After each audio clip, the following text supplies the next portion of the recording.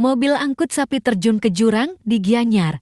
Begini nasib sopir, penumpang, dan si sapi. Kecelakaan terjadi di Kabupaten Gianyar, Bali pada Jumat kemarin sore. Sebuah mobil Mitsubishi bak terbuka yang mengangkut sapi terjatuh ke jurang di Banjarkek, Desa Taro, Kecamatan Tegalalang. Dari kejadian ini, sopir dan penumpang lolos dari maut. Kapolsek Tegalalang, AKP Ketut Suwandi, mengatakan bahwa korban yang mengalami luka-luka adalah bernama Wayan Kisit.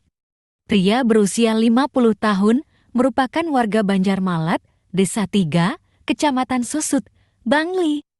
Mobil yang terjatuh ke jurang mengalami kerusakan parah.